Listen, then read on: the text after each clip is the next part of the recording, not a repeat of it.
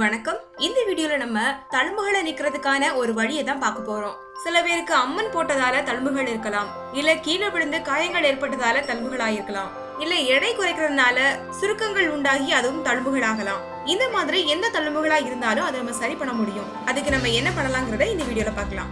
இதுக்கு தேவையான பொருட்கள்ல மிக முக்கியமானது மஞ்சள். கஸ்தூரி மஞ்சள் சொல்லுவாங்க இல்லையா, அதாவது 8 கிராம் எடுத்துக்கணும். அதுக்கப்புறமா 16 கிராம் கசகசா எடுத்துக்கணும். மஞ்சள் 1 ஸ்பூன்னா கசகசா 2 ஸ்பூன், அந்த ரேஷியோல எடுத்துக்கோங்க. அதுக்கப்புறமா ஒரு கைப்பிடி அளவு கருவேப்பிலை சேர்த்துக்கணும். மஞ்சள், கசகசா, கருவேப்பிலை இந்த மூணையும் சேர்த்து நல்லா அரைச்சுக்கணும். இந்த அரைச்ச விழுதை எடுத்து தழும்புகள் இருக்கக்கூடிய இடத்துல டெய்லி காலை வேளையில போட்டுட்டு ஒரு மணி நேரம் கழிச்சு ஊற வச்சு அதுக்கப்புறமா நம்ம வாஷ் பண்ணிடலாம். இந்த மாதிரி ரெகுலரா பண்ணிட்டே வாங்க.